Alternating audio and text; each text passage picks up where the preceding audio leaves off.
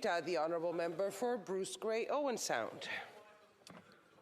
Thank you, Madam Speaker, and I want to thank the colleague from Caribou Prince George for his passionate speech. It's always hard to follow him up in this House. But first off, Madam Speaker, I want to thank my constituents. I think I can honestly say for all MPs in the House, the last 2 weeks we've likely received more correspondence than any other 2-week period in at least in the last number of years on a number of these issues, and it's been a trying 2 years. But I want to thank my constituents, Madam Speaker, because they've made it crystal clear that they don't support the invocation and the continued use of the Emergencies Act. There has been a balanced feedback on this one, but the majority clearly have indicated in my riding they don't support the Liberal government's decision. I want to make it crystal clear, I will always support the democratic right of Canadians to protest. I'm on the record before this convoy ever arrived here in Ottawa that I will always support, no matter what the issue is on the political spectrum, the right of Canadians to democratically protest. However, I'm on the record, I never will support people breaking the law. I do belong to the party of law and order, and I'm on the record stating that I will never support anyone breaking the law. And that includes for blockades, it includes for anything.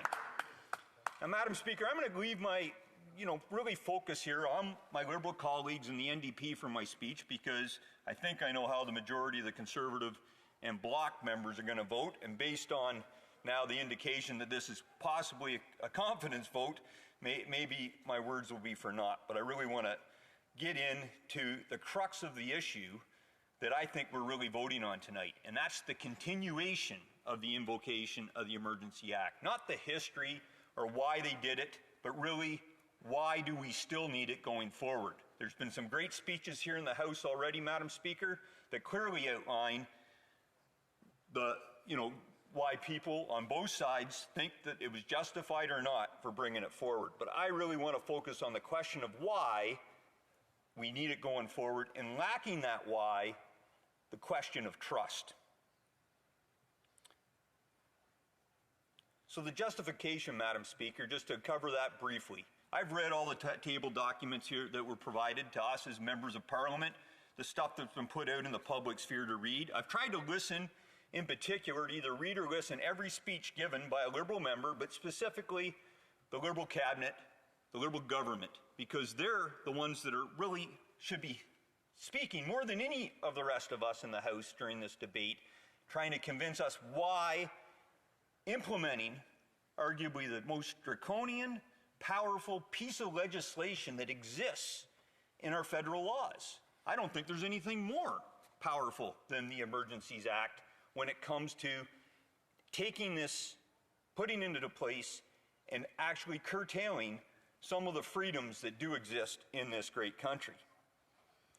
What are the justification that's been tabled so far? If you read through what's the proclamation, it really hits at kind of 2 key points if you read through it.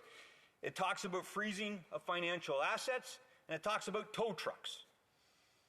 Well, Madam Speaker, I've been involved in dealing with sort of, I would argue, crisis, national crisis, not necessarily here for Canada, but around the world. I kind of understand what serious national security threats are, maybe more than most, and I've never felt personally that anything that has occurred across Canada over the last 3 weeks dealing with the blockades or the convoy here in Ottawa have ever met that threshold. But don't take my word for it, Madam Speaker. There have been experts that have been out there. I think the member of Halton Hills, Wellington Halton Hills, just laid out in his speech a few hours earlier a clear logic that the government has failed to meet the legal requirements to invoke the Act. However, they chose to do it anyway. But let's leave it. Let's make the assumption, Madam Speaker, that this justification was valid for bringing in the invocation, that it did somehow meet the national emergency threshold. Was this because the Cabinet has been hinted at had access to additional intelligence or information that warranted that? How did the government communicate that to Canadians, but to the rest of us here in the House of Commons with this important vote coming out? Did they reach out, ask to share that information? There's many of us in this House, Madam Speaker, that have the appropriate security clearances, that have top secret security clearances, that are former members of the Privy Council. And all that being aside, Madam Speaker, you could quickly and quite easily read a number of members from all the parties in this House into the necessary security classification and provide that intelligence or information. Because lacking that, the Prime Minister, Madam Speaker, is really just asking us to trust him.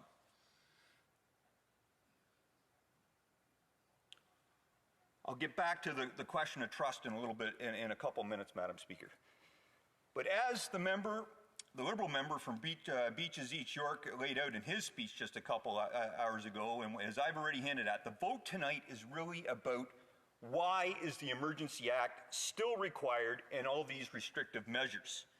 I feel personally a responsible government, even one that felt they were justified in using arguably this very powerful piece of legislation, would have revoked these measures as soon as all the illegal blockades disappeared. Why hasn't the Liberal government done this? I listened yesterday as the Minister of Emergency Preparedness, when he was asked this direct question on national media as to why the Emergency Act is still needed going forward when everything has been resolved, and his response, there's still work to be done, Madam Speaker. I stepped out of the chamber this morning to listen to the Prime Minister in his press conference when it was the first question that he was asked, and then he was asked it again specifically by a reporter to say, well, let's give us one specific example. Please give me one. His answer, Madam Speaker, tow trucks.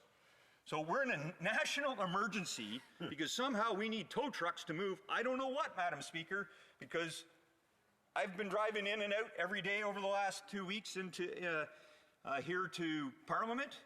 There was lots of vehicles illegally blockading the roads, needed to be towed out there. They're all gone. I had no issues coming into Parliament Hill this morning. But what disturbed me and actually disappointed me, Madam Speaker, a little bit as well during that press conference, the Prime Minister was asked a couple other very easy questions. What lessons did he learn from the last few weeks? Know what his response was? The country is angry. I don't know, Madam Speaker, if that's really learning much of anything. He was asked, does he have any regrets? A sign of a good leader is recognizing that they're not perfect. I know I've made plenty of mistakes throughout my military career, and I'm sure even as a politician in the last couple of years. The key to learning from them is to actually recognizing when you've made a mistake. That's when you learn most, and you should have regrets if you didn't do things to the best of your ability. So what does this all mean going forward when we still see the government continuing to support the emergency measures? Does this mean because they just want to go after those Canadians that maybe happen to donate to their local neighbor, the truck driver that might have been even fully vaccinated? Because I know I had constituents of my riding that came here for the protests, fully vaccinated. I actually had one of my best friends, I didn't even realize he came. He drove here with his wife and kids from British Columbia, protested completely legally, and then went home. Drove all the way back. Didn't blockade, nothing, didn't do anything. But because they made that $20 donation, are they at risk? Is that why we still need these measures going forward? I have constituents reach out to me this morning saying, pulling all my money out of the banks. I'm putting it all either in my mattress, I'm doing whatever. I do not trust the government. So if these risks still exist, Madam Speaker, I do encourage the government to take the necessary steps to reach out and share those. Because I think it's safe to say the Prime Minister has broken the trust. Canadians no longer trust him. So regardless of where we are on this issue, let's work together to build that trust. So I'm asking the Liberal government to share that information, make it available. If they really feel that there's a threat out there that still needs to be addressed, bring it forward. So in conclusion, Madam Speaker, as lawyers and the Liberal MPs from Louis-Hébert and Beaches East York have just stated in their speeches in the last few hours, the threshold has not been met. The only reason they're voting tonight in favor of this is because the Prime Minister would rather have a federal election than accept that maybe he didn't make the right decision. Tonight, Madam Speaker, I'll be voting to revoke the emergency. Yeah. Questions and comments, questions et commentaires. The Honourable Parliamentary Secretary to the Minister of International Trade. Thank you very much, Madam Speaker. And I've listened intently to the member opposite, and I want to point out something that we've heard repeatedly during the course of these past 4 days from the Conservative benches, such as that other steps were not taken prior to invoking this very significant piece of legislation. That is categorically false, Madam Speaker. A table was convened of all leadership at multiple levels. The RCMP officers were deputized. Ottawa declared a state of emergency. The province of Ontario declared a state of emergency. Funds were targeted using conventional methods. Cryptocurrency was then being used by the illegal protesters, thus triggering the need to employ FinTrack. And I'm going to address FinTrack in my question to the member opposite. Thus far, according to the reading that I've done this morning on my way here, 206 accounts have been frozen among tens of thousands of people in 2 countries who have donated to these illegal blockades. Isn't, in fact, that demonstrating the restraint that is being shown in terms of the surgical targeting of those who are largely funding this with improper donations, including donations from foreign jurisdictions? Isn't that exactly what we should be doing to cut off the supply chain to this illegal blockade? Honourable Member, order. The Honourable Member from Bruce Grey, Owen Sound. Thanks, Madam Speaker. I would correct my Liberal colleague. If he goes back and listens to my speech, I never actually made any of those allegations that that there wasn't justification or steps. There have been speeches that have made that, but that was not part of my speech. With respect to his comment, if there's only been 263 accounts so far frozen, and that he's saying isn't that a good sign of restraint, I'd agree with him. Questions and comments. L'honorable député de Montcalm. Madame la Présidente, les libéraux nous disent que l'adoption de la loi sur les mesures d'urgence version 1988 n'est pas abusive parce qu'elle est balisée par l'appréciation et l'examen des législateurs que nous sommes. Mais en faisant un vote de confiance, le Premier ministre pervertit l'examen libre et éclairé que nous devons faire comme législateurs.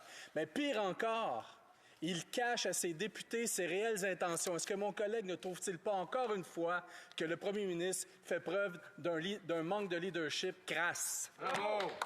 The Honourable Member for Bruce Grey, Owen Sound. C'est une excellente question, Madame Présidente. Je suis très d'accord avec mon colleague. It is a lack of leadership. The whole purpose of the Emergencies Act is really that case of last resort, Madam Speaker. We shouldn't be utilizing it without absolute concern, restraint, and not doing it. And we need to have the oversight. In fact, that's why we have the Emergencies Act. Why it morphed and evolved from the former War Measures Act was because there was a recognition we needed that democratic oversight of this House. We have all these tools in place, Madam Speaker, in order to, through the Parliamentary Review Committee that can table and review the revocation within 7 days, we can get to the bottom of all this. And I am personally disappointed that the Prime Minister has made this a confidence vote. The Honourable Member for Courtenay Albany. Well, thank you, Madam Speaker. And first, I want to thank my colleague for his speech and of course, on behalf of all Canadians, for his service to our country. Madam Speaker, I mean, we're supporting this reluctantly. We've made it very clear. But we've also heard from members of the Conservative Party, Doug Ford, himself a Conservative, the Premier of Ontario, Peter MacKay, the former Defence Minister, the former Minister of Justice under the Stephen Harper government, Stephen Harper's own security advisor, Richard Fadden, who all believe that this meets the bar and this is the right use of the Act, given the scope of the Act that we're talking about today. Does he not believe that they're qualified and those experts? And does he, what does he say to those Conservatives that support in calling for us to actually move forward with tonight's vote and voting for it? Member for Bruce Grey, Owen Sound. Thanks, Madam Speaker. Well, look, every Canadian should have an opinion on this, and I fully respect their opinion. And you know what?